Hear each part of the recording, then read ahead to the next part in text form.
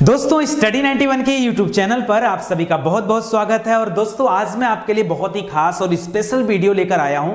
दोस्तों आज हम पढ़ने वाले फिजिक्स में लाइट चैप्टर को, और ये वीडियो जो है अपने आप में एक मास्टर क्लास है। मास्टर क्लास मींस क्या कि आपको ऐसे टॉपिक जिसमें आप बहुत ज्यादा कंफ्यूज रहते हो, जैसे वो टॉपिक कौन सा है, जैसे हो गया प्रकाश का परावर्तन, जैसे हो गया प्रकाश का अपवर्तन, जैसे हो गया पूर्ण आंतरिक परावर्तन, जैसे हो गया प्रकाश का प्रकीर्णन, जैसे हो गया प्रकाश का विवर्तन। इस तरह से जो लाइट चैप्टर में बेसिक कॉन्सेप्ट है, इसको लेकर के बहुत सारे प्रश्न आपकी परीक्षा में पूछे जाते हैं और कहीं ना कहीं मन में बड़ा डाउट होता है। लेकिन आज के बाद आपको कोई डाउट नहीं होगा, क्योंकि एकदम गजब की क्लास है ये।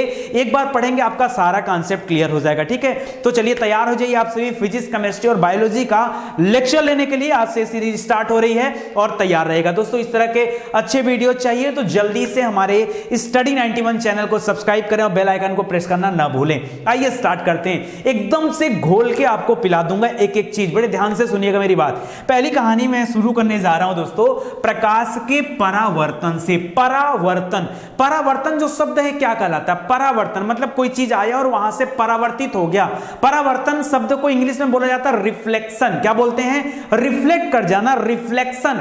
उसी रिफ्लेक्ट से रिफ्लेक्शन बन गया है। समझ रहे हैं? तो समझिए हम लोग पढ़ने जा रहे हैं रिफ्लेक्शन क्या होता है या परावर्तन क्या होता है। देखिए यहां पर दे रहा है, कह रहा है जब प्रकाश की किरणें किसी सतह से टकराकर वापस उसी माध्यम में, देखिए यहां पर समझिए, वापस उसी माध्यम में लौट आए तो इसको प्रकाश का परावर्तन कहा जाता है। अगर दोस्तों ये मैं एक सेट मान लूं, ठीक है, एक तल मान लूं और इस तल पर देखिए आपतित किरण। आपतित मींस क्या होता है? आने वाली किरण। आपतित किरण मतलब आने वाली किरण। तो ये जो किरण आ रही है ये इससे टकरा रही है और टकरा करके वापस चली जा रही, तो ये है परावर्तित किरण। ये आपतित किरण, ये परावर्तित किरण। अगर इसी पर एक लंब डाल दिया जाए तो ये हो जाता है अभिलंब, और ये जहां पर बिंदु होता है ना, जहां से टकरा के मुड़ती है, उसी को आपतन बिंदु कहते हैं। अब बड़ा कंफ्यूजन होता है, सर क्या है कैसे?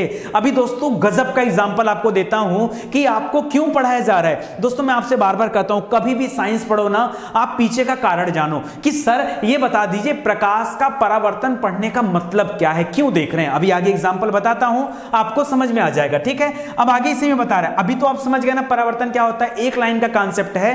ठीक है, अगर कहीं से लाइट आ रहा है, अगर वो प्लेन सरफेस पे आता है, वहां से टकराता है, तो फिर वो क्या कर जाता है? मूव कर जाता है। यही होता है परावर्तन। लाइट का परावर्तन यानी उसका रिफ्लेक्शन कहा जाता है। आगे दे रहा है आपतित किरण। मैंने कहा आने वाले किरण को आपतित बोलते हैं, जाने वाले किरण को परावर्तित बोलते हैं। वही बोल रहा है किसी सतह पर पड़ने वाले किरण को आपतित किरण कहते हैं। जो किरण आती है ना उसको आपतित कहते हैं। आगे दे रहा है आपतन बिंदु, जहां पर एक किरण आके गिरती है, तल से मिलती है जहां पर, उसी को आपतन बिंदु कहा जाता है। कह रहा है जिस बिंदु पर आपतित किरण सतह से टकराती है उसे क्या कहते हैं? आपतन बिंदु या आपतित बिंदु कहा जाता है। परावर्तित किरण किसे कहते हैं? कह रहा जिस माध्यम में चलकर आपतन किरण सतह पर आती है, उसे उसी माध्यम में लौट जाती है, तो उस किरण को परावर्तित किरण। देखिए ये आ रही है आपतित किरण और यहां पे टकराई और यहीं से वापस हो गई, तो ये हो गया परावर्तित किरण। आगे बोला अभिलंब क्या है? अगर हम 90 डिग्री का एक वहां से लंब खींच दे तो वो होता है अभिलंब। कह किसी समतल सतह के किसी बिंदु पर खींचे हुए लंब को उस बिंदु का क्या कहते हैं? अभिलंब कहा जाता है। इतना पॉइंट याद आ गया। अब बात आती है कि सर ये सारी चीज हम लोग पढ़ क्यों रहे हैं। ठीक है, तो पढ़ने से पहले एक चीज और आपको बता दूं, उसको जरा समझ लीजिए, फिर आपको बताता हूं कि पढ़ क्यों रहे हैं। दोस्तों दो तरह के कोण होते हैं और आपके मन में बड़ा डाउट होता है, सर ये कोण क्यों बनता है, कैसे बनता है? देखो एक होता है आपतन कोण, एक होता है परावर्तन कोण। आपतन और परावर्तन। करा आपतित किरण आपतन बिंदु पर खींचे गए अभिलंब से जो कोण हो गए, यहां पर याद रखिए, जो कोण बनाती है उसे आपतन कोण कहा जाता है। दोस्तों अगर मैं बात करूं, ये तल है और यहां से आपतित किरण आ रही है, ये वापस जा रही है, उसी चीज को उल्टा कर दिया गया है। यहां पे अभिलंब है, तो याद रखिए इस अभिलंब से जो कोण बनता है ना, इसी को आपतन कोण कहा जाता है। याद रखिए अभिलंब से बनेगा, यहां से, इस तल से मत बना दीजिएगा कोण, ना ना ना, गलत हो जाएगा। आपको कोण जो है वो तल से नहीं बनाना है, यहां तल से नहीं, इस अभिलंब से जो सेंटर पॉइंट लिया था 90 डिग्री। अरे अभी हम लोग पीछे कैसा लिए थे, ऐसा ही में लिए थे। ये किरण आ रही थी और यहां से वापस जा रही थी और यहां पर हमने एक ले लिया ये पॉइंट, ठीक है। तो ये अभिलंब से ये वाला जो कोण है ना दोस्तों, इसको आपतन कोण और इसको परावर्तन कोण, परावर्तित वाले किरण से लेंगे तो परावर्तन, आपतन वाले किरण को लेंगे तो आपतन कोण। समझ में आ गया? तो वही चीज यहां पे आपको दे रहा है, ठीक है। आगे बोल रहा है परावर्तन कोण, करा परावर्तित किरण आपतन बिंदु पर खींचे गए अभिलंब से जो कोण, कोण लिखेगा यहां पर गलत हो गया है, कोण बनाती है उसे आपतन कोण कहा जाता है। दोस्तों आप कहोगे सर क्यों पढ़ा रहे हो आपतन कोण परावर्तन कोण क्यों पढ़ा रहे हो? दोस्तों समझो क्यों पढ़ा रहा हूं। यहां पर कुछ शर्तें दे रहा है, वही शर्तें आपसे परीक्षा में पूछता है। क्या शर्त है सुनिए, करा प्रकाश के परावर्तन के निम्नलिखित दो नियम हैं, दो नियम है। पहला नियम दे रहा है, करा आपतित किरण, आप तोड़ तोड़ कर पढ़िए। आपतित माने आने वाली किरण, आपतित माने आने वाली किरण, कर आपतित किरण, परावर्तित किरण तथा आपतन बिंदु पर खींचा गया अभिलंब तीनों एक ही समतल में होते हैं। दोस्तों एक बात बताओ, मैंने जो अभी इमेज बनाया था ऐसे करके ये और ये, तो दोस्तों देखिए ये जो आ रही थी जहां पे टकरा रही थी वही बिंदु था, उसी बिंदु पर आपतन बिंदु भी था, वहीं से अभिलंब भी खींचा गया था और वहीं से परावर्तन भी हो रहा था। ये सब कुछ एक ही बिंदु पर था ना, बस उसी को बोल रहा है। कह रहा है ये बिंदु एक ही समतल पर स्थित होते हैं, ये जो समतल है ना ये बिंदु इसी समतल पर स्थिर होते हैं, स्थित होते हैं, ठीक है। तो सही बात है, इसमें गलत क्या है? अरे यही तो नियम एक है मेरे भाई, ठीक है। नियम दो क्या है? कह रहा आपतन कोण परावर्तन कोण के बराबर होता है। बस माय लॉर्ड यही बात आप नोट कर लीजिए, याद कर लीजिए, क्योंकि यही कोण वाली बात आपसे परीक्षा में पूछ देता है, ठीक है। ये जब पेपर टिपिकल बनता है तब की बात बता रहा हूं, ठीक है। याद रखिए मैंने आपको क्या पढ़ाया, आपतन और परावर्तन। तो दोस्तों जो ये कोण होगा ना, याद रखिए अभिलंब से ये जो आपतित और परावर्तित वाले कोण होंगे ये दोनों बराबर होते हैं। अगर ये 60 डिग्री पे तो ये भी 60 डिग्री पे, अगर ये 45 पे तो ये भी 45 पर। तो याद रखिए यहां पर कोण हमेशा क्या होते हैं? बराबर होते हैं। अगर इतनी बात आप याद रखते हो तो समझ लीजिएगा। अब याद रखिए कभी परीक्षा में पूछ दिया कि यदि आपतन कोण परावर्तन कोण के बराबर हो तो ऐसे में कौन सा बन रहा है? तो आप याद रखिए यही क्या है, ये प्रकाश का परावर्तन है। प्रक्रिया कैसी प्रक्रिया है? तो याद रखिए प्रकाश का परावर्तन कहलाती है, रिफ्लेक्शन, लाइट का रिफ्लेक्शन होता है, ठीक है। अब आते हैं दोस्तों अपवर्तन की तरफ, ठीक। अच्छा परावर्तन का एग्जाम्पल क्या है? अब आप कहोगे सर एग्जाम्पल क्या है?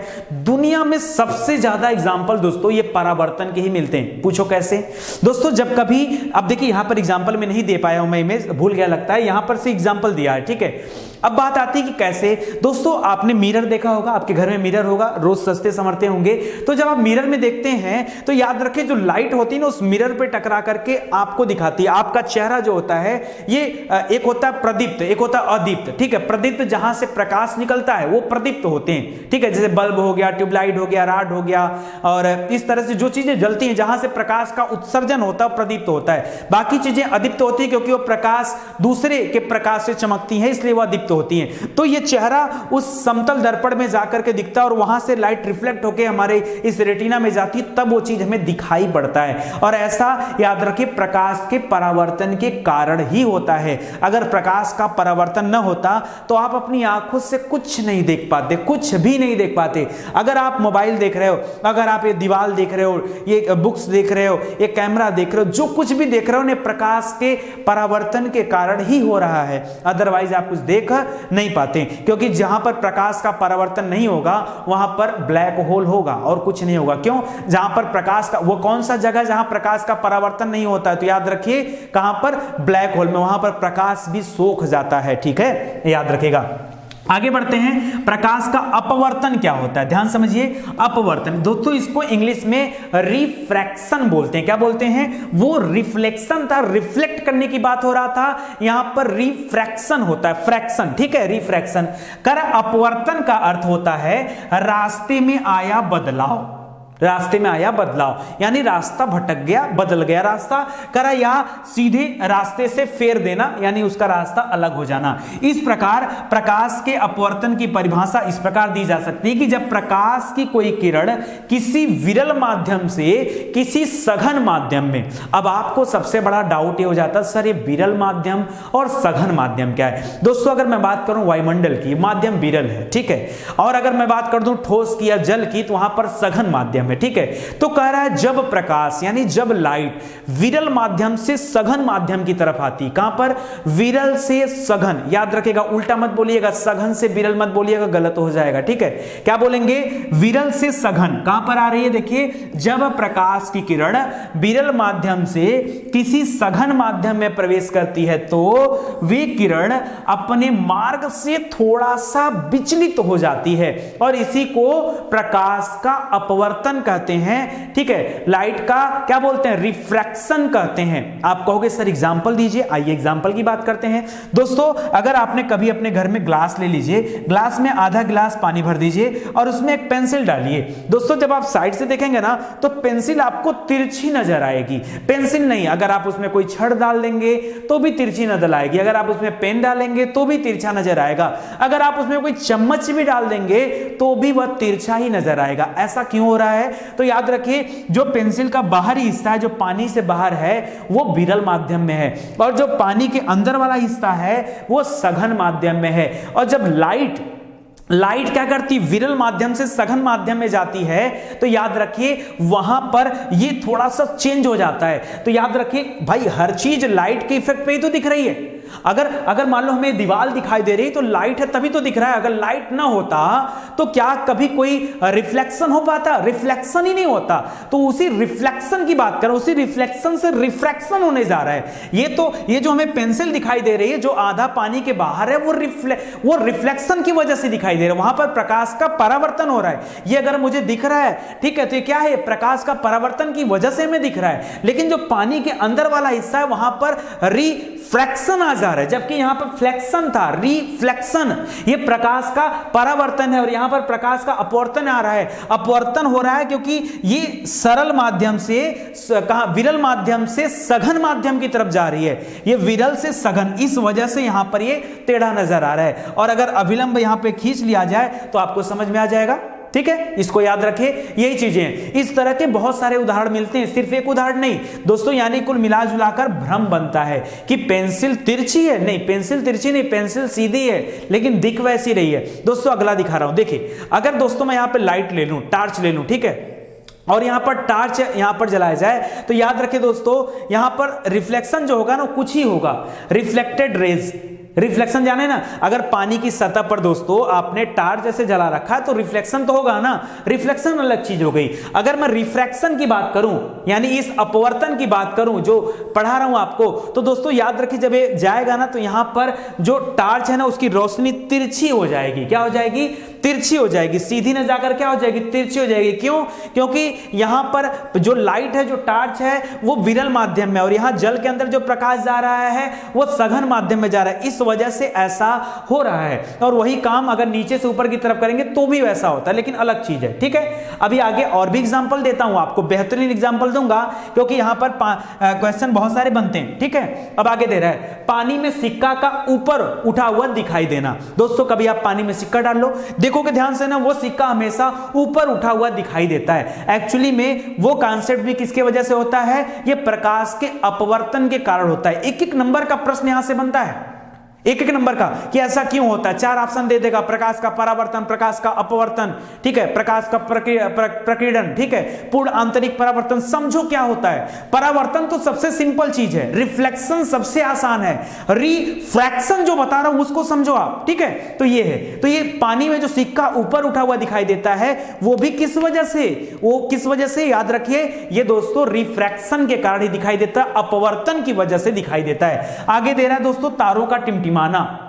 ये जो आसमान में तारे टिमटिमाते हैं ऐसा क्यों होता है, देखो यहां पर एक एग्जांपल भी दिख रहा होगा, देखो यहां पर दिख रहा है ये बच्चा यहां पर, ठीक है, और यहां पर तारे हैं। अब देखो तारे का मार्ग यहां पर है जबकि उसकी आभासी स्थिति दोस्तों यहां पर नजर आती है। तो ऐसा क्यों होता है, याद रखिए ये वायुमंडलीय अपवर्तन के कारण ऐसा होता है। यहां पर कौन सा अपवर्तन है, वायुमंडलीय अपवर्तन है, इसको समझिए। सिक्का की बात करेंगे, सिक्का रहता कहीं और पर, दिखाई कहीं और देता है, यह भी प्रकाश का अपवर्तन है। अगर हम चम्मच की बात करें तो देखिए चम्मच यहां पर अलग दिखाई दे रहा है, यह भी प्रकाश का अपवर्तन है। अगर हम यहां से देखें दोस्तों, अगर यहां पर देखें, अगर हम ऊपर उड़ते हुए पंछी को देखें, हम एग्जैक्ट निशाना नहीं लगा पाते हैं कि एक्चुअली पंछी किधर है। याद रखें यहां भी आभास अलग होता है, यहां भी रिफ्रैक्शन आएगा। और सबसे इंपॉर्टेंट चीज देखिए ये वाला है, ठीक है। अगर आप पानी में हैं और वहां पर कोई मछली है तो आप सही निशाना नहीं लगा पाते हैं। क्यों पता है? क्योंकि क्या है? रिफ्रैक्शन। रिफ्रैक्शन एग्जैक्ट आपका निशाना नहीं जाता है, क्योंकि रिफ्रैक्शन यहां भी होता है। हाँ, आप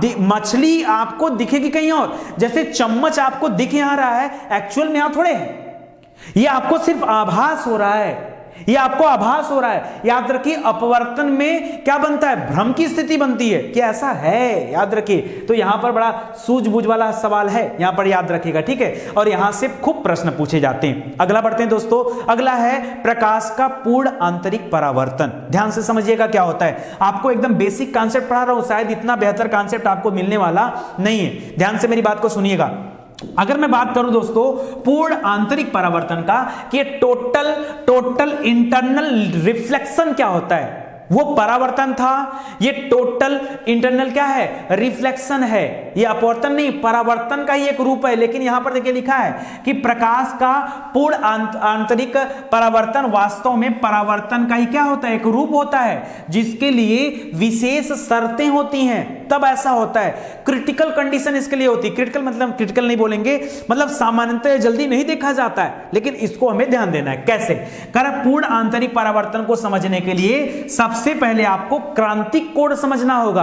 अब आपके दिमाग में आएगा सर एक क्रांतिक कोण क्या होता है? क्रांतिक कोण क्यों समझना पड़ेगा? देखिए आगे दे रहा है यहां पर, पहले पढ़ लीजिए, फिर आपको इमेज दिखाता हूं, समझा देता हूं क्या होता है, कैसे होता है। कर जब प्रकाश किरण किसी विरल माध्यम से सघन माध्यम में गमन करती है तो अपवर्तन के कारण यह अभिलंब की तरफ झुक जाती है। अभिलंब की तरफ झुक जाती है, जो अभी हमने पीछे पढ़ा, ठीक है भाई। विरल से सघन में जा रही है, वायुमंडलीय अवस्था से जल वाले में जा रही है, तो क्या है? अभिलंब की तरफ झुकी हुई नजर आ रही है। याद रखिए अभिलंब की तरफ झुकी, यानी जहां पर अभिलंब, जहां पे 90 डिग्री था, वहां पे हमें ये झुकी हुई मिल रही है। आगे दे रहा है दोस्तों, जब प्रकाश किरण किसी सघन माध्यम से, अब देखो सघन से उल्टा दे रहा है, सघन से विरल की तरफ गति करती है तो यह अभिलंब से दूर हट जाती है। यह क्या होती है? अभिलंब से दूर होती है। तो अंतर क्या है? देखिए यहां पर दिखा रहा हूं आपको, सुनिएगा ध्यान से। अगर दोस्तों मैं यहां पे बात करूं, यह जल है और इस साइड से प्रकाश अगर इस साइड जा रहा है तो याद रखिए ये दूरी बढ़ेगी। क्या बढ़ेगी? दूरी, ठीक है। क्यों? क्योंकि ये वाला माध्यम क्या है? ये सघन माध्यम है, ये जल है, और वायु क्या है? ये विरल माध्यम है। तो सघन से विरल की तरफ जाएगी तो याद रखिए अभिलंब से दूर हो जाएगी। ये अभिलंब से दूर, देखिए यहां पर अभिलंब नजदीक था ना, और यहां पर अभिलंब क्या हो गया? दूर हो गया। यही तो आपको पढ़ाया गया है, जब सेम होता है तो परावर्तन होता है। जब सेम से, अगर हमारा चेहरा भी, अगर सोचो अगर ऐसा कुछ होता ना तो हमारा चेहरा भी जैसे आप एक काम करो ना, अगर आपका कोई दोस्त पानी के अंदर खड़ा हो तो आप देखेंगे उसका बॉडी कहीं और है, ऊपर वाला कहीं और है, ऐसा नजर आएगा आपको, ठीक है। तो याद रखिए, तो वो अपवर्तन हो गया। तो यहां पर वही दिखा रहा है कि देखिए ये वाला कोण जो है इस कोण के बराबर नहीं है। यहां झुकाव नहीं है, यहां दूरी है, दूरी है। क्यों? क्योंकि सघन से विरल की तरफ प्रकाश बढ़ रहा है। इत्मीनान से समझो, शायद इतने इत्मीनान से समझाने वाला कोई आपको नहीं मिलेगा, वो भी इस तरह, जिस तरह आपको बताया जा रहा है, आपके हित के लिए बताया जा रहा है। और अभी मैं यही सोचा हूं कि आप लोगों का बड़ा डिमांड आ रहा था कि सर फिजिक्स में इस तरह के कॉन्सेप्चुअल टॉपिक आप पढ़े। ये टॉपिक तो काफी लंबा है, क्योंकि प्रकाश के साथ साथ धीरे धीरे हम लोग बढ़ेंगे लेंस की तरफ, उत्तल लेंस, अवतल लेंस, वहां का सारा कॉन्सेप्ट आपको बताते चलूंगा। एक छोटा सा डाउट, एक छोटा सा पॉइंट भी आपके मन में नहीं रह जाएगा, जो चीजें मैंने आपको न बताई हो, ठीक है। आगे देखें दोस्तों, क्रांतिक कोण क्या होता है इसको समझ लीजिए, बड़ा प्यार से समझिएगा क्रांतिक कोण। दोस्तों देखिए ये सघन माध्यम है, सघन माध्यम से प्रकाश जा ही रहा था और इसके बाद इसको कहां जाना था? विरल माध्यम में जाना था, लेकिन ये ऐसा मुड़ा कि 90 डिग्री पे आ गया। ये इस अभिलंब के 90 डिग्री बना लिया। क्या बना दिया? ये इस अभिलंब से क्या हो गया दोस्तों? ये 90 इस तरह से आ गया, मतलब ठीक है, इसके एकदम जल के सतह पर आ गया। दोस्तों ऐसा क्यों हुआ? क्योंकि देखिए मैं बता दे रहा हूं ऐसा क्यों हुआ। दोस्तों ये चीज ऐसे होती है, अगर ये इसको बढ़ाया जाए, इस आपतित किरण को बढ़ाया जाए, कोण को बढ़ाया जाए, अगर आप आपतित कोण को बढ़ाएंगे, यही है ना आपतित कोण, देखिए ये यहां से यहां कर दिया गया, तो दोस्तों ये वाला जो है ना ये और दूर आएगा और एक ऐसा समय आएगा जब इस सतह पर चला जाएगा। इसी को कहा जाता है क्रांतिक कोण। क्या कहा जाता है? क्रांतिक कोण कहा जाता है। मुझे लगता है मुझे जूम करके दिखाना चाहिए आपको, तब आपको और अच्छा मजा आएगा। देखिए दिख रहा है दोस्तों, ये है क्रांतिक कोण, समझ में आ रहा है? ये देखिए ऐसे जा रहा है और यहां पर हो गया क्रांतिक कोण। दोस्तों अब अगर मैं आपको पूर्ण आंतरिक परावर्तन कहूं, आपके मन में एक बात आ रही होगी कि सर जैसे आपने इस कोण, यहां पर कोण कम था तो यहां पर रिफ्लेक्शन ऐसे हो रहा था, रिफ्रैक्शन, फ्लेक्शन नहीं रिफ्रैक्शन, ठीक है, यहां पर अपवर्तित किरण यहां पर जा रही थी, अगर इसको हमने और बढ़ाया तो ये नीचे आकर इस पे मिल गया। क्या सर ऐसी कंडीशन होगी अगर इसको हम और आगे बढ़ा दें, इसको और बड़ा कर दें, यहां पर कोण ज्यादा कर दें, तो क्या सर ये इधर आ जाएगा, फिर से पानी के अंदर ही आ जाएगा? क्या ऐसा भी अपवर्तन हो सकता है? बस इसी को मेरे भाई क्या बोलते हैं? इसी को पूर्ण आंतरिक परावर्तन बोलते हैं। अंदर से अंदर ही हो गया, यहीं से सघन से गया और विरल तक पहुंचा ही नहीं, सघन से गया और सघन से सघन में ही वापस आ गया। दोस्तों इसी को क्या बोलते हैं? विरल तक गया ही नहीं, मतलब विरल पर जा ही नहीं रहा है और यहां पर आ जा रहा है। दोस्तों इसी को क्या बोलते हैं? इसी को बोलते हैं पूर्ण आंतरिक परावर्तन। क्या बोलते हैं? पूर्ण आंतरिक परावर्तन, ठीक है, याद रखिएगा। अच्छा आगे दे रहा दोस्तों एग्जांपल, आप टोटल इंटरनल रिफ्लेक्शन। एग्जांपल देखिए, बड़ा गजब का एग्जांपल है, हीरे का चमकना। आपसे परीक्षा में खूब पूछता है, हीरा जरूरत से ज्यादा आपको चमकता है, पता क्यों? क्योंकि उसके अंदर क्या होता है? पूर्ण आंतरिक परावर्तन होता है, एक से दूसरा उसी के अंदर रह जाता है और इसीलिए ज्यादा चमकता है। अगर प्रकाश बाहर आ जाता तो चमकना कम होता, उसका कम चमकता, लेकिन क्योंकि प्रकाश उसके अंदर ही सिमट कर रह गया है इसलिए ज्यादा चमकता है। इसी तरह दोस्तों रेत का चमकना, जो रेत होता है ना वो भी चमकता है, और इस कदर चमकता है कि अगर आप कभी रेगिस्तान में चले जाओगे ना तो वहां पर आपको पानी नजर आएगा, जब नजदीक जाओगे तो पता चलेगा कुछ नहीं है। क्यों? क्योंकि एक्चुअली में वहां पर रेत इस कदर चमकता है कि मृग मरीचिका का निर्माण होता है। मृग मरीचिका आपके मन का एक भ्रम होता है कि शायद पानी हो, बट पानी होता नहीं है। और सोचो ये कैसा रिफ्लेक्शन है, ये कैसा परावर्तन है कि दूर से देखने पर उस मृग मरीचिका में आपको छाया तक नजर आती है। अगर इस तरह के कभी चीजें आप अपने यात्रा के दौरान रोड पर भी देखते होंगे, रोड पे हमें दिखता है पानी गिरा, लेकिन ऐसा होता नहीं। कब? जब रोड थोड़ा सा ऐसे डाउन होकर रहता है, ठीक है, तो याद रखिए वहां भी कभी कभी हमें ऐसा महसूस होता है। और दोस्तों कुछ और चीजें बता दूं, यहां कह रहा तारकोल का चमकना, ये तो आम बात है, तारकोल मतलब वही रोड वाली बात होगी।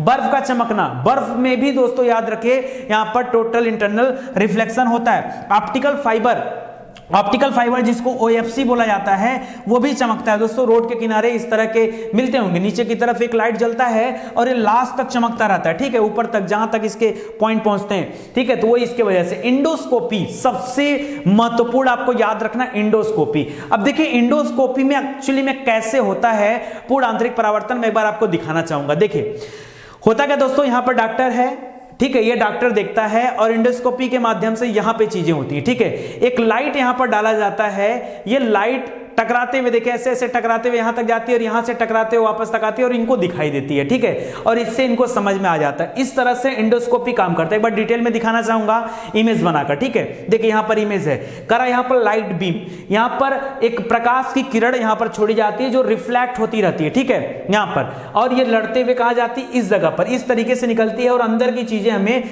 दिखाई देती हैं। एक्चुअली में अंदर का चीजें हमें कैसे दिखाई देता है? अगर नॉर्मल कंडीशन होता है तो कुछ ऐसा दिखता है, लेकिन यहां पर देखिए अगर कुछ गड़बड़ होता है तो ऐसा दिखता है। यहां पर दिखा रहा है कि एंडोस्कोपी व्यू, और याद रखिए यहां गले के अंदर एक नली डाला जाता है, उस नली से वही दिखाई देता है, ठीक है, तो ये पूर्ण आंतरिक परावर्तन का उदाहरण होता है एंडोस्कोपी। आपको याद रहेगा क्या? याद रखेगा, ठीक है। तो तीन चीजें मैंने आपको बताया। प्रकाश का परावर्तन सबसे सिंपल है, दुनिया में जो कुछ दिखाई दे रहा है प्रकाश के परावर्तन की वजह से दिखाई दे रहा है। प्रकाश का अपवर्तन वही पेंसिल का टेढ़ा हो जाना पानी के अंदर, यानी सिंपल सी बात है, विरल माध्यम से सघन माध्यम में जब प्रकाश जाता है तो अपने स्थान से थोड़ा सा मुड़ जाता है, इसी को प्रकाश का अपवर्तन कहा जाता है। प्रकाश का पूर्ण आंतरिक परावर्तन याद रखिए सघन से मामला सघन में ही रह जाता है, विरल तक जाता ही नहीं है, यह पूर्ण आंतरिक परावर्तन होता है। अच्छा, प्रकाश का विवर्तन क्या होता है? कई बार आपके मन में डाउट होता है सर एक जैसा नाम है इस वजह से बड़ा दिक्कत होता है आपको याद करने में। प्रकाश का विवर्तन, ठीक है। कह रहा है कि प्रकाश की किरणों का किसी अवरोधक से टकराकर उसके छाया क्षेत्र में वापस प्रवेश कर जाना, यह क्या कहलाता है दोस्तों? उसके छाया क्षेत्र में वापस प्रवेश कर जाना ही प्रकाश का विवर्तन कहलाता है। और विवर्तन कैसे, ये देखिए दोस्तों, कभी आपने देखा कि अगर जैसे सूर्य है, कोई लाइट है, ऐसे आप देखते हो बीच से ना, तो बीच से लाइट कुछ ऐसी दिखाई, देखिए अंगुली बना हुआ है, ठीक है, ये अंगुली है, दिख रहा है आपको, और यहां से देखिए कुछ ऐसा दिखता है, ये फिर ऐसा ऐसा दिखता है ना दोस्तों, ये एक्चुअली में क्या होता है? ये प्रकाश का विवर्तन होता है। ऐसा आपने कई जगह देखा होगा। अगर मैं किसी घर में की बात कर दूं, की होल की बात कर दूं, आप अंदर से देखते होंगे यहां से अगर प्रकाश आता है तो यहां भी एक अजीब तरह से हमको लाइट दिखती है। दोस्तों ये क्या होता है? ये प्रकाश का विवर्तन होता है। या अगर मैं आसमान में बादल है और कहीं कहीं पर भी खाली स्थान है तो वहां से छाया नीचे की तरफ बनती है, और यह भी क्या होता है? ये प्रकाश का विवर्तन होता है। वही बोल रहा है, प्रकाश की किरणों का किसी अवरोधक से टकरा करके, अवरोधक से टकराया और टकराने के बाद उसके छाया क्षेत्र में प्रवेश कर जाना। एक्चुअली में देखिए छाया क्षेत्र में प्रवेश कर रहा है, इस वजह से ऐसा बन रहा है। और यहां पर देखिए 2-3 बातें दे रही है। अगर मैं एक बूंद जल को ले लूं, ठीक है, और अलग अलग उसका रिफ्लेक्शन देखा जाए तो आपको समझाना चाहूंगा। देखिए रिफ्लेक्ट अगर एकदम सेंटर पे पड़ेगा ना, ये एकदम जहां प्लेन वाला व्यू है यहां पे पड़ेगा तो ये रिफ्लेक्ट होगा, यहां पर आपतन कोण परावर्तन कोण के बराबर हो जाएगा, यहां पर रिफ्लेक्ट होगा। यहां पे देखिए अगर ऊपर की तरफ जाएंगे ना तो यहां पर रिफ्लेक्शन बनता है, और जब एकदम नीचे वाले पॉइंट से टकराएगा ना तो ये डिफ्रैक्टेड बोला जाता है। और यही एग्जांपल है डिफ्रैक्टेड का, ठीक है, डिफ्रैक्टेड याद रहेगा, याद रखिए। रिफ्लेक्शन ये परावर्तन होता है, रिफ्रैक्शन FRACTION रिफ्रैक्शन ये अपवर्तन होता है, टोटल इंटरनल रिफ्लेक्शन वो पूर्ण आंतरिक परावर्तन होता है, और ये विवर्तन को क्या बोलते हैं? डिफ्रैक्शन बोलते हैं। क्या बोलते हैं? डिफ्रैक्शन बोला जाता है विवर्तन को। इसको आप जरा ध्यान रखिएगा। आगे देखते हैं प्रकाश का प्रकीर्णन। खूब पढ़ते हो, परीक्षा में भी खूब पूछता है। चलिए देखते हैं दोस्तों कि प्रकीर्णन क्या होता है। कह रहा है जब प्रकाश किसी ऐसे माध्यम में प्रवेश करता है जिसमें धूल अथवा अन्य सूक्ष्म पदार्थों के कण, हमारे वायुमंडल को ही ले लो, वहां पे ढेर सारे धूल कण हैं, छोटे छोटे पदार्थों के कण हैं, कण कण मौजूद हो तो प्रकाश उन कणों से टकरा करके सभी दिशाओं में फैल जाता है। अच्छा, ये कण बहुत छोटे होते हैं, पार्टिकल्स बहुत छोटे होते हैं, फिर भी प्रकाश की जो किरण है, पुंज है, वो भी तो बहुत छोटी होती है, तो ऐसे में वो भी टकरा करके चारों तरफ फैल जाती है, और इसी घटना को प्रकाश का प्रकीर्णन कहते हैं। प्रकीर्णन स्कैटरिंग बोलते हैं, ठीक है। प्रकीर्णन, प्रकीर्णन माने ही होता है फैलाव। प्रकीर्णन माने क्या होता है? फैलाव, बिखराव, टकराकर अलग अलग हो जाना, चूर चूर, मतलब अलग हो जाना, इसको प्रकीर्णन कहा जाता है। अगर प्रकीर्णन शब्द को आप फैलाव याद कर लो तो कभी जिंदगी में आप यहां से बनने वाले क्वेश्चन को गलत नहीं करोगे, ठीक है। देखो मैं एग्जांपल दे रहा हूं, पहले इसके बारे में 2-3 लाइन और आपको दिखा देता हूं। या अगर मैं कह दूं दोस्तों, ऐसे कोई प्रिज्म है, जब यहां से आप लाइट डालते हो तो प्रिज्म क्या करता है? इस लाइट को अलग कर देता है ना। और हम जानते हैं कि प्रकाश में कितने रंग होते हैं? 7 रंग होते हैं, जो यहां पर दिया है। V for violet, I for indigo, विगब्योर हम लोग लिखते हैं, क्या लिखते हैं? VIB, ठीक है, GYOR, विगब्योर लिखते हैं। तो W फॉर क्या, सॉरी V फॉर क्या हो गया? Violet, I for indigo colour, B for blue, G for green, Y for yellow, O for orange और R फॉर रेड हो गया, ठीक है। ये आप पढ़ते हो विबग्योर। विबग्योर याद रखेगा क्योंकि ये परीक्षा में आपसे पूछता भी है, ठीक है, इसको याद रखेगा। चलिए यहां पर आते हैं। कह रहा है बैगनी रंग के प्रकाश का प्रकीर्णन सबसे ज्यादा होता है। दोस्तों इसको आपको याद करना है क्योंकि परीक्षा में 1 नंबर का प्रश्न बनता है। आपको बता दूं, जब ये चैप्टर कंप्लीट हो जाएगा तो मैं कम से कम 100 से 200 क्वेश्चन इस चैप्टर से कराऊंगा और आपको एक एक बातें याद भी दिलाऊंगा, ठीक है। बहुत इंपॉर्टेंट चैप्टर चल रहा है। अभी तक बहुत डिमांड आ रही थी आपकी तरफ से कि सर साइंस साइंस साइंस, अगर साइंस में अच्छे व्यूज आएंगे तो याद रखिए निश्चित रूप से साइंस की क्लास में कंटिन्यू कर दूंगा, ठीक है, आपके लिए। आगे देखिए, कह रहा है बैगनी रंग के प्रकाश का प्रकीर्णन, आपसे पूछता है किस रंग के प्रकाश का प्रकीर्णन सबसे ज्यादा होता है, तो याद रखिए बैगनी का सबसे ज्यादा होता है और रेड का सबसे कम होता है। वही यहां पर दे रहा है कह रहा है वर्ड क्रम में बैगनी से लेकर लाल रंग की बात करूं तो बैगनी जिसको क्या बोलते हैं, वायलेट बोलते हैं। जम्बुकी जिसको क्या बोलते हैं, इंडिगो बोलते हैं। ब्लू यानी नीला, जी यानी ग्रीन माने हरा, वाई माने येलो पीला, नारंगी ऑरेंज, और आर यानी रेड लाल। ठीक है, याद रखिए क्रम होता है। कह रहा है कि लाल रंग तक के प्रकाश के प्रकीर्णन इन रंगों के क्रम में घटता जाता है। और इस सीक्वेंस में देखा जाए तो लाल कलर का जो प्रकीर्णन होता है, प्रकीर्णन की बात कर रहा हूं, ठीक है, प्रकीर्णन, तो प्रकीर्णन ही हम पढ़ रहे हैं। और लाल का प्रकीर्णन क्या होता है, सबसे कम होता है, बैगनी का सबसे ज्यादा होता है। तो याद रखिएगा दोस्तों, बहुत इंपॉर्टेंट है। ठीक है, चलिए अब यहां से कुछ और इंपॉर्टेंट चीजें हैं जो मैं आपको बताना चाहता हूं। देखिए, कह रहा है आकाश का रंग दिन के श्वेत प्रकाश में हल्का नीला दिखाई पड़ता है। कई बार परीक्षा में प्रश्न आता है, आपके मन में विचार भी आता होगा कि सर दिन के समय में आसमान नीला कैसे दिखाई देता है, ऐसा कैसे होता है सर? तो सुनिए, आज के बाद इस प्रश्न पर आपका जो कंफ्यूजन है एकदम क्लियर हो जाएगा, क्योंकि साइंटिफिक तरीके से आपको मैं बताने वाला हूं कि नीला कैसे होता है। सिर्फ ये नहीं कि प्रकाश के प्रकीर्णन की वजह से नीला दिखाई देता है। अरे साबित करके दिखाओ, दिखाओ साबित करके। पता ही नहीं, किसी से पूछ दोगे आसमान नीला क्यों दिखाई देता है, हर बच्चा बता देगा कि प्रकाश के प्रकीर्णन के कारण नीला दिखाई देता है। और उससे पूछ दो कैसे देता है, जरा ये बता दो, कैसे प्रकाश के प्रकीर्णन की वजह से नीला दिखाई देता है, जरा ये बता दो। नहीं पता आगे। ये तो रट्टाफिकेशन वाली बात हो गई। और स्टडी 91 आपको रटना नहीं सिखाता है, आपको सिखाता है कि कैसे आपको सीखना है, कैसे आपको पढ़ना है। ठीक है, आप जानो चीजों को। सुनिए, बहुत छोटा सा कॉन्सेप्ट है और कितना टाइम लग जाएगा इस कॉन्सेप्ट को पढ़ने में। सुनो, कह रहा है कि हल्का नीला दिखाई पड़ता है चूंकि दृश्य प्रकाश 7 रंगों का मिश्रण है। कोई अगर आपसे पूछा तो कैसे समझाओगे? अपने मम्मी को जाकर समझाना कि मम्मी सुनो, ये आसमान नीला कैसे दिखाई देता है, मैं तुमको बताता हूं। देखो, कई लोग कहते हैं नीचे जल है। देखो क्या गजब गजब का कॉन्सेप्ट देते हैं। कहते हैं 2/3 जल है, उस जल का रिफ्लेक्शन पड़ता है, ऐसे नीला दिखाई देता है। ना ना ना ना ना, गलत उत्तर है, गलत उत्तर है। हमारी पृथ्वी नीला जो दिखाई देती वो उसके कारण दिखाई देती है, क्योंकि जल की मात्रा ज्यादा है। आसमान नीला दिखाई देता वो अलग मैटर है। पृथ्वी का नीला दिखाई देना और आसमान का नीला दिखाई देना दोनों दो बातें हैं। अगर हम चंद्रमा पे खड़े हैं तो पृथ्वी, या दूर से देख रहे हैं अंतरिक्ष से, तो पृथ्वी नीला दिखाई देती है। क्यों? क्योंकि पृथ्वी पर जल की अधिकता है। ठीक है, याद रखिए 2/3 हिस्से पर समुद्र है, इस वजह से नीला दिखाई देती है, तभी उसका नाम नीला ग्रह रखा गया है। लेकिन पृथ्वी पर खड़े होकर आसमान को देख रहे हैं, पृथ्वी पर खड़े होके आसमान को देख रहे हैं और वो नीला दिखाई दे रहा है, तो वहां पर मामला प्रकीर्णन का है। और कैसे, तो ये समझो दोस्तों, मैंने अभी समझाया प्रकाश 7 रंगों का मिश्रण होता है, आप जानते हो? हाँ जानते हैं सर। और आप ये भी जानते हो कि बैगनी रंग का प्रकीर्णन सबसे ज्यादा होता है। हाँ सर जानते हैं। अगर मैं बैगनी, जामुनी और नीले इन तीनों की बात कर दूं, मतलब धीरे धीरे जो नीचे से ऊपर की तरफ बढ़ते हैं, प्रकीर्णन धीरे धीरे क्या होता है, घटता जाता है। तो दोस्तों लास्ट 3 जो है, बैगनी, जामुनी, नीला, ये लगभग क्या होते हैं, नीले रंग की कैटेगरी में आते हैं। और इनका प्रकीर्णन संयुक्त रूप से देखा जाए तो अधिक होता है, बहुत अधिक होता है।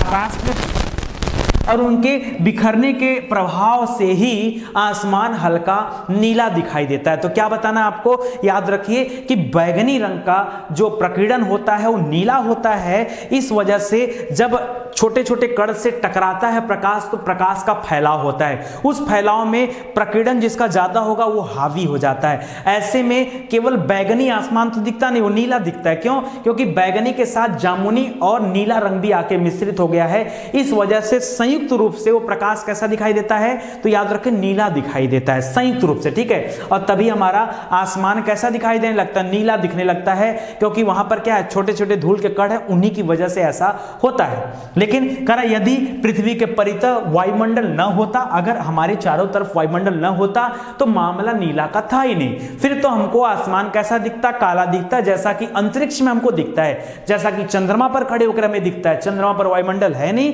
इस वजह से वहां खड़े होंगे तो वहां पे नीला वाला नहीं दिखेगा, आपको क्या दिखेगा, सीधा सीधा काला दिखेगा। ठीक है, तो याद रखिए यही कारण है कि अंतरिक्ष व चंद्रमा से आकाश कैसा दिखाई देता है, काला दिखाई देता है। क्यों? क्योंकि वहां पर वायुमंडल नहीं है। पृथ्वी पर वायुमंडल है, वायुमंडल में धूल कण है, छोटे छोटे पदार्थ हैं, तो प्रकाश की किरणें टकरा करके बिखर जाती हैं। इस वजह से यही प्रकीर्णन होता है। इसी वजह से जिसका प्रकीर्णन ज्यादा है वो हावी हो जाता है। ठीक है, चलिए आगे देखते हैं।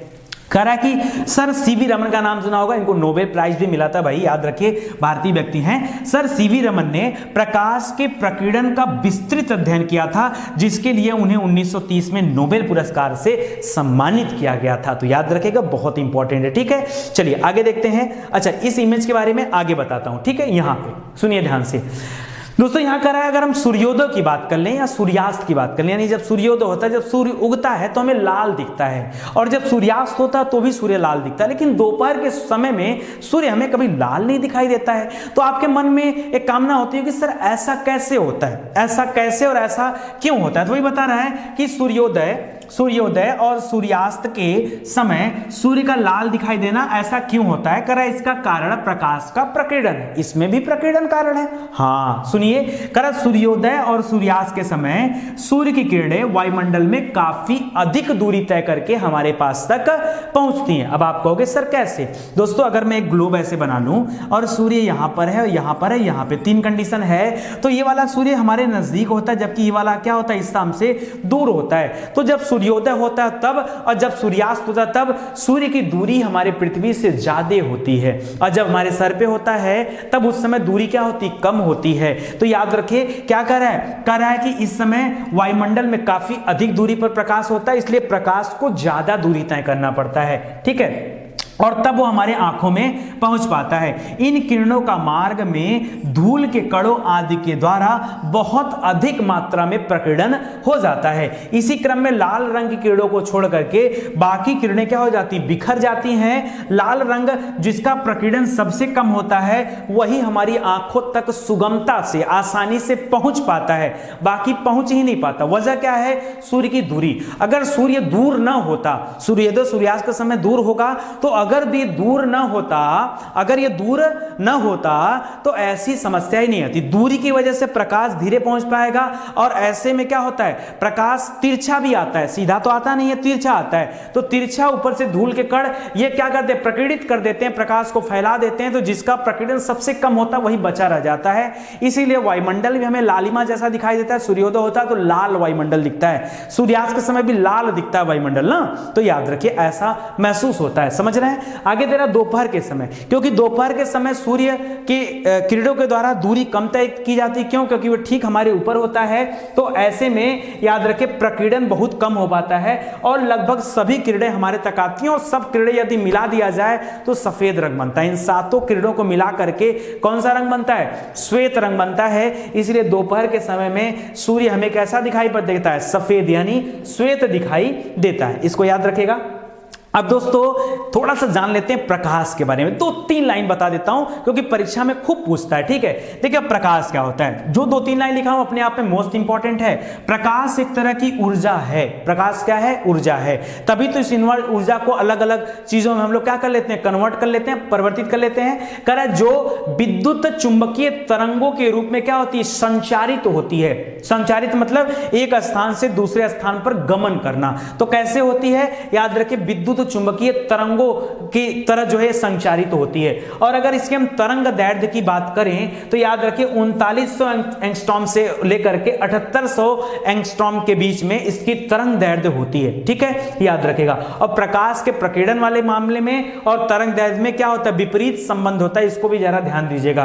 प्रकाश को चलने के लिए माध्यम की आवश्यकता नहीं होती है। अगर माध्यम की आवश्यकता होती तो, क्योंकि सूर्य और पृथ्वी के बीच में 15 करोड़ किलोमीटर की दूरी है, और वहां पर वायुमंडल नहीं है, और वायुमंडल नहीं है तो उसको चलने के लिए माध्यम नहीं चाहिए। जबकि ध्वनि जो है ये इसको माध्यम चाहिए होता है। जैसे हम आपको बोल रहे हैं कुछ ना, तो ये ध्वनि एक माध्यम में चलती, बिना वायुमंडल के ध्वनि गमन नहीं कर सकती। अगर मैं कहूं कि चंद्रमा पर 2 व्यक्ति आपस में बात कर रहे थे, मतलब दोनों एक दूसरे की आवाज सुन नहीं सकते। तभी तो कहा जाता है कि यदि चंद्रमा पर विस्फोट होगा तो उसकी आवाज पृथ्वी तक सुनाई नहीं देगी। क्यों, क्योंकि वहां पर ध्वनि का गमन हो ही नहीं पाएगा। गमन के लिए वायुमंडल चाहिए, वातावरण चाहिए, और वो वहां पर है नहीं। ठीक है, तो याद रखिए जबकि प्रकाश के लिए किसी भी वायुमंडल की जरूरत नहीं पड़ती है, माध्यम की जरूरत नहीं पड़ती है, ये निर्वात में भी चल लेता है। ठीक है, वैक्यूम में भी आ जाता है। प्रकाश की किरणें कैसी होती हैं, ये अनुप्रस्थ तरंगे होती हैं। कैसी होती हैं, अनुप्रस्थ। जबकि ध्वनि की बात कर दूं तो अनुदैर्ध्य तरंगों के एग्जांपल में आती हो। ठीक है, अनुप्रस्थ कैसे याद रखेंगे, अनुप्र, प्र से प्रकाश, अनुप्रस्थ प्रकाश। ठीक है, याद रखेगा। दोस्तों अगर इसके माध्यम की बात करूं तो जरा ये भी आप याद करिएगा, कर माध्यम और प्रकाश की चाल दे रहा है। दोस्तों निर्वात, अगर निर्वात की बात करें, वैक्यूम की बात करें तो वहां पर सर्वाधिक होती है इसकी स्पीड। क्यों? क्योंकि बीच में धूलकण नहीं होते हैं, तो ऐसे में रिफ्लेक्शन वगैरह उसका ज्यादा नहीं होता, सीधा चलता है निर्वात। ठीक है, तो याद रखिए। और 3 × 10⁸, 10⁸ तो कॉमन है, 10⁸ क्या है? कॉमन है, इसको याद रखेगा।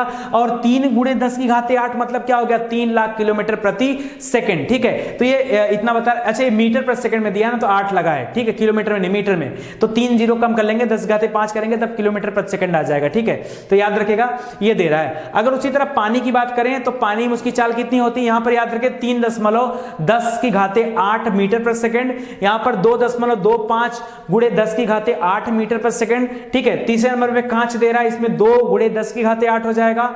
रॉक साल्ट हो गया, इसमें है। ऐसे करके सबका अलग अलग दे रहा है, तो इसको जरा याद रखेगा, परीक्षा में यहां से भी चीजें पूछ लेता है। आगे दे रहा है दोस्तों, सर्वप्रथम प्रकाश की चाल का पता किसने लगाया था? तो उनका नाम था रीमन। क्या नाम था? रीमन ने लगाया था। और कैसे लगाया था? तो बृहस्पति का एक उपग्रह है गैनीमीड। क्या नाम है? गैनीमीड, जो कि सबसे बड़ा उपग्रह है, तो याद रखेगा गैनीमीड। ठीक है, वहां पर दोस्तों इसका पता लगाया था, इसको भी याद रखेगा, इंपॉर्टेंट है। कुछ सिद्धांत है प्रकाश से संबंधित जो आपकी परीक्षा में पूछे जाते हैं, उन सिद्धांतों पर एक नजर डालिए। मैं जब तक वीडियो बनाऊंगा ये सिद्धांत हर एक में आपको पढ़ाऊंगा।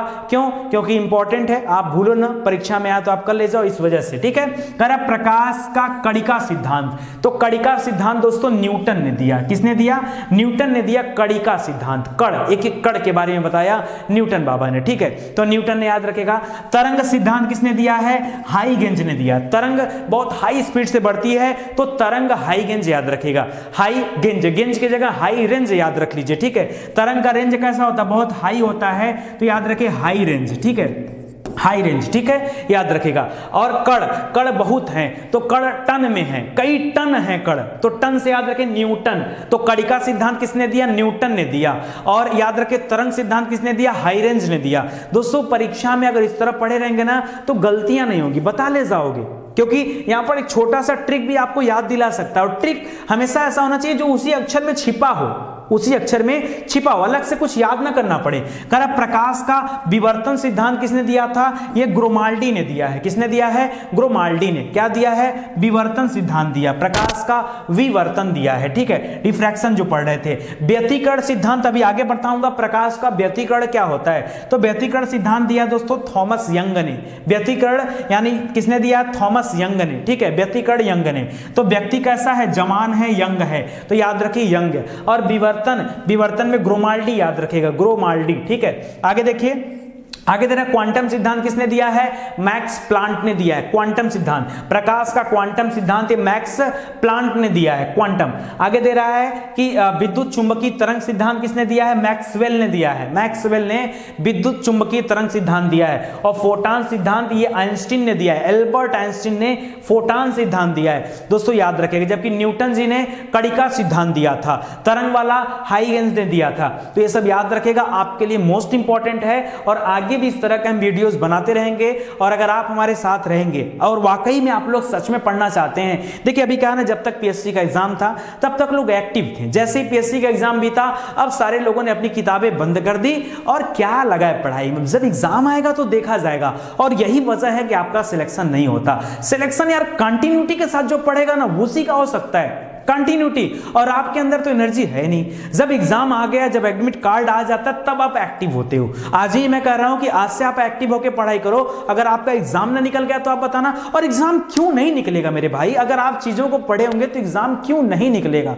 ठीक है, तो याद रखिए, अगर आप लोग वीडियो के व्यूज बढ़ाने में हेल्पफुल साबित होंगे और ज्यादा व्यूज आएंगे, क्योंकि एक टीचर को और हमारे साथ जो टीम काम कर रही है इनको भी डिमोटिवेशन आता है। कब? जब व्यूज नहीं आते हैं, आपके कमेंट्स नहीं आते हैं, आप लाइक नहीं करते हो चीजों को, तो फिर ये क्या होता है? डिमोटिवेट होते हैं। इनको लगता है कि हम जो काम कर रहे हैं व्यर्थ कर रहे हैं। और आप बताइए ना कि आप व्यर्थ नहीं, आप पढ़ाई करो। आप पढ़ाई करोगे तो हमें भी पढ़ाने में अच्छा लगेगा। तो आप लोग इसको देखिए और आगे बढ़ाइए। आप सभी का बहुत बहुत धन्यवाद। अगली क्लास देखना मत भूलिएगा, क्योंकि फिजिक्स का क्रम चालू रहेगा अगर आप चाहेंगे तो। ठीक है, चलिए मिलते हैं अगली क्लास में। तब तक के लिए जय हिंद, जय भारत।